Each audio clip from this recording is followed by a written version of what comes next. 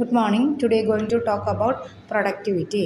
Operation management എന്ന് പറയുന്ന സബ്ജക്റ്റിലെ production system എന്ന് പറയുന്ന യൂണിറ്റ് 4ത്തെ പാർട്ടാണ് ഇന്ന് നമ്മൾ ഡിസ്കസ് ചെയ്യുന്നത്. പ്രൊഡക്ടിവിറ്റി എന്താണെന്നുള്ളത് കഴിഞ്ഞ ഓഡിയോയിൽ ഞാൻ ഡിസ്കസ് ചെയ്തിട്ടുണ്ടായിരുന്നു. Productivity describes various measures of the efficiency of the production. അതായത് എഫിഷ്യൻ്റായിട്ടും ഇഫക്റ്റീവായിട്ടും ഔട്ട്പുട്ട് പ്രൊഡ്യൂസ് ചെയ്യുന്നതിനെയാണ് പ്രൊഡക്ടിവിറ്റി എന്ന് പറയുന്നത്. Productivity measure is expressed as the ratio of aggregate output. നമ്മളത് മെഷർ ചെയ്യുന്നത് പ്രൊഡക്ടിവിറ്റി എത്ര ഉണ്ട് എന്നുള്ളത് മെഷർ ചെയ്യുന്നത് നമ്മൾ അഗ്രഗേറ്റ് ഔട്ട്പുട്ട് എത്ര കിട്ടുന്നുണ്ട്.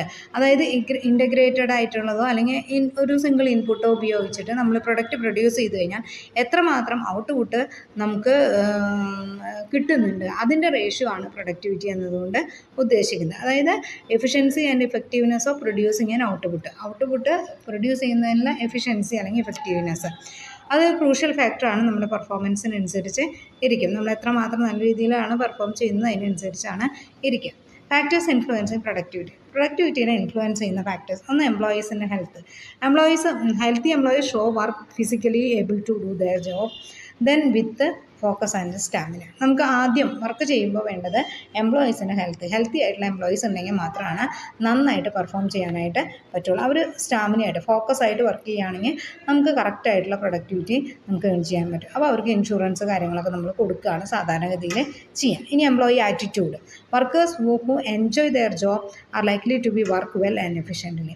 അവരെന്ത് ചെയ്യണം? എൻജോയ് ചെയ്തിട്ട് വേണം ജോലി ചെയ്യാനായിട്ട്. Even collaborate find better ways to perform basic task.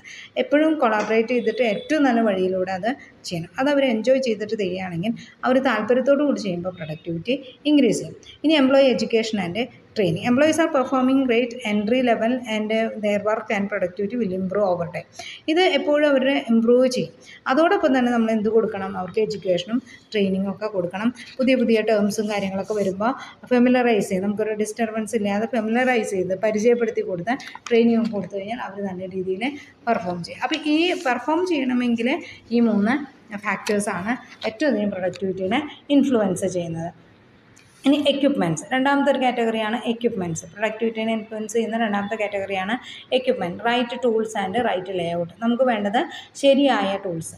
It takes fraction of the time of slice a bale of onion by hand and process them to food processor. അതായത് ഇവിടെ നിന്നിരിക്കുന്ന ഒരു ഒനിയൻ അത് അരിയാൻ വേണ്ടിയിട്ട് നമ്മളൊരു ഫുഡ് പ്രോസസ്സർ ഉപയോഗിക്കുക, അല്ലെങ്കിൽ കൈ കൊണ്ട് അരിയാനായിട്ട് പറ്റും. അപ്പോൾ നമ്മൾ റൈറ്റ് ടൂൾസാണ്, നല്ല രീതിയിൽ അരിയാൻ പറ്റുന്ന ടൂൾസാണ് നമ്മുടെ കയ്യിലുള്ളത് എങ്കിൽ നമുക്ക് എന്ത് ചെയ്യാം? സ്പീഡായിട്ട് വർക്കുകൾ ചെയ്യാൻ പറ്റും. സ്വിങ് മെഷീൻ, ഇലക്ട്രിക് ഡ്രിൽസ്, അങ്ങനെയുള്ള സാധനങ്ങളൊക്കെ നമുക്ക് ഈസി ആയിട്ട് വർക്ക് ചെയ്യാനായിട്ട് ഹെൽപ്പ് ചെയ്യുന്നുണ്ട്. Improve the work flow. അത് നമുക്ക് പെട്ടെന്ന് കൂടുതൽ പ്രൊഡക്റ്റ് പ്രൊഡ്യൂസ് ചെയ്യാനായിട്ട് പറ്റുന്നുണ്ട്. ഇനി നെക്സ്റ്റ് വരുന്നതാണ് right layout. Acquired equipment that speed of your process, you should arrange it in the save time and space. നമുക്ക് അവിടേക്ക് ഇവിടേക്ക് നടക്കുന്നതിൻ്റെ സ്പീഡും കാര്യങ്ങളൊക്കെ അറേഞ്ച് ചെയ്തിട്ട് ടൈം ലോസ് ഇല്ലാതെ നമുക്ക് പെർഫോം ചെയ്യണമെങ്കിൽ ലേ ഔട്ട് കറക്റ്റ് ആയിരിക്കണം. Equipment performing different steps sequence should be Leh out so do work gratefully. നല്ല രീതിയിൽ അങ്ങനെ മൂവിങ് അധികം ഇല്ലാണ്ട് തന്നെ നല്ല രീതിയിൽ ചെയ്യാൻ വേണ്ടി ലേ ഔട്ട് കറക്റ്റായിരിക്കണം. അത് നമ്മൾ അറേഞ്ച് ചെയ്യുന്നത് കറക്റ്റായിരിക്കണം. System factors affecting productivity. ഇനി സിസ്റ്റം ഫാക്ടേഴ്സ്. ഒന്നാമത്തെ വരുന്ന സപ്ലൈസ്. സിസ്റ്റം ഫാക്ടേഴ്സ്, അതിന് വരുന്ന ഫാക്ടേഴ്സ്, സിസ്റ്റത്തിൽ വരുന്ന കാര്യങ്ങൾ. അപ്പോൾ അതിൽ വരുന്ന even if diverted employees to other task probably lose their efficiency comes from performing time. നമ്മൾ ഒരു സപ്ലൈ ചെയ്യാനായിട്ട് ഓരോ ടീമിന് നമ്മൾ ഓരോ വർക്ക് കൊടുക്കുന്നു. അങ്ങനെ കൊടുത്തിട്ട് നമ്മൾ ആ വർക്ക് അവരെ കൊണ്ട് നന്നായിട്ട് ചെയ്യിപ്പിക്കുകയാണ് ചെയ്യുക. ഡൈവേർട്ട് ചെയ്തിട്ട് ആ എംപ്ലോയിനെ എടുത്തിട്ട് വേറെ സ്ഥലത്ത് കൊണ്ടുപോയിട്ട് അവിടെ പെർഫോം ചെയ്യാനായിട്ട് പറ്റില്ല. അപ്പോൾ ഒരേ വർക്ക് തന്നെ സ്ഥിരമായിട്ട് ചെയ്യുമ്പോൾ നമുക്കത് കുറച്ചും കൂടി നല്ല രീതിയിൽ പെർഫോം ചെയ്യും. ഇപ്പോൾ സപ്ലൈ ചെയ്യുന്ന പറഞ്ഞാൽ ഓരോ ടീമായിട്ട് ഓരോ ആക്ടിവിറ്റി കൊടുക്കുക, ഒരാളുടെ കഴിഞ്ഞ അടുത്ത ആൾ, അങ്ങനെ വർക്കുകൾ ചെയ്യുകയാണെങ്കിൽ ഡെവലപ്പിംഗ് ട്രാക്കിംഗ് സിസ്റ്റം, അതുപോലെ തന്നെ ഇൻവെൻട്രിയും കാര്യങ്ങളൊക്കെ നമ്മൾ കൃത്യമായിട്ട് സ്റ്റോക്ക് ചെയ്യുക കാര്യങ്ങളൊക്കെ ചെയ്യുകയാണെങ്കിൽ നമുക്ക് എന്ത് ചെയ്യാൻ പറ്റും? പ്രൊഡക്ടിവിറ്റി മാക്സിമൈസ് ചെയ്യാനായിട്ട് പറ്റും.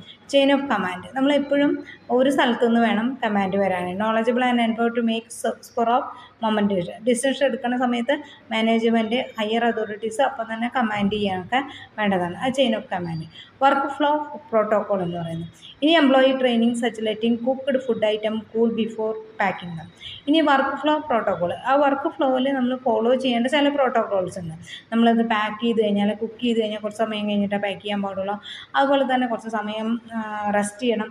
അങ്ങനെയുള്ള കുറേ കാര്യങ്ങളുണ്ട്. അതിൽ ഫോളോ ചെയ്യേണ്ട ചെറിയ പ്രോട്ടോക്കോൾസ്. അത് പ്രൊഡക്ടിവിറ്റീനെ ഇൻഫ്ലുവൻസ് ചെയ്യുന്നുണ്ട്. അപ്പോൾ അതാണ് വർക്ക് ഫ്ലോ പ്രോട്ടോകോൾ എന്ന് പറയുന്നത്. ഇനി നെക്സ്റ്റ് വരുന്നതാണ് ടൈപ്പ് ഓഫ് പ്രൊഡക്ഷൻ സിസ്റ്റം എന്ന് പറയുന്നത്. ടൈപ്പ് ഓഫ് പ്രൊഡക്ഷൻ സിസ്റ്റം എന്ന് പറയുന്നതിൽ മെയിനായിട്ട് പറയുന്നത് കണ്ടിന്യൂസ് പ്രൊഡക്ഷൻ, ഇൻ്റർമീഡിയറ്റ് പ്രൊഡക്ഷൻ, അതുപോലെ തന്നെ ജോബ് ഓർഡർ പ്രൊഡക്ഷനാണ്. ഓക്കെ.